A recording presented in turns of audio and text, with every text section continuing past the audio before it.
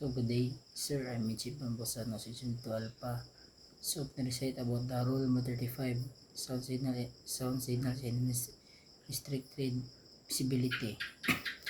In or near an area of restricted visibility, whether by day or night, the signals prescribed in this rule shall be used as follows.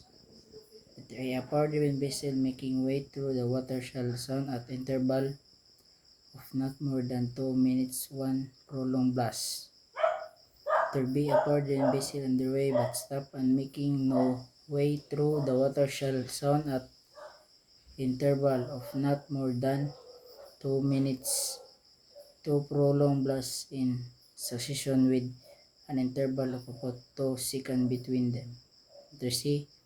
A vessel not under command, a vessel restricted in her ability to maneuver, a vessel constrained by her draught, and a sailing vessel, a vessel engaged in fishing, and a vessel engaged in towing or pushing another vessel shall, instead of the signals prescribed in paragraph A or B of this rule, sound the interval of not more than 2 minutes. 3 blasts in succession, namely 1 prolonged, followed by 2 short blasts. Letter D. A vessel engaged in fishing when at anchor, and a vessel restricted in her ability to maneuver when carrying out her work at anchor shall, instead of the signal prescribed in paragraph G of this rule, sound the signal prescribed in paragraph C of this rule.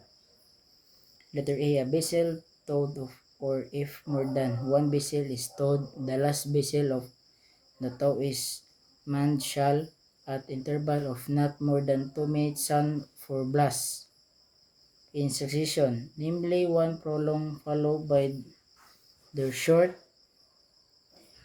short blasts. When practicable, the signal shall be made immediately after the signal made by the towing vessel.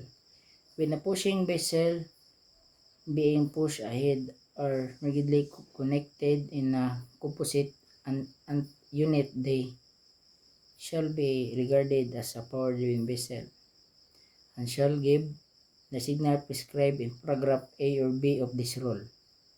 Letter G. A vessel at anchor shall, at interval of not more than 1 minute, ring the bell rapidly for about 5 seconds. In a vessel of 10 meters or more in length, the bell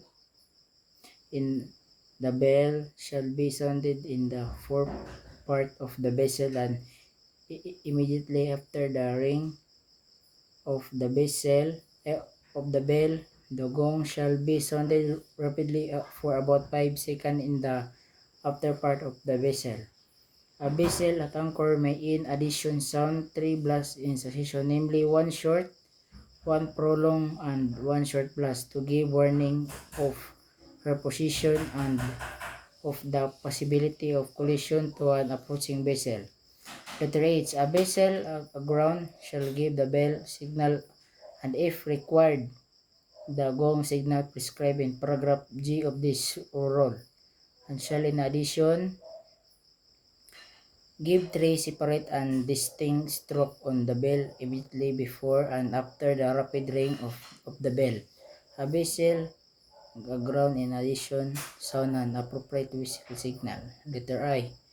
A vessel of than 12 meters in length shall not be obliged to give the above mentioned signals, but if she does not, shall make some other efficient sound signal at interval of not more than 2 minutes. A pilot vessel, when engaged in pilot stage duty, may, in addition to signal prescribed in paragraph A, B, or G of this rule, sound an identity signal consisting of 4 short blasts.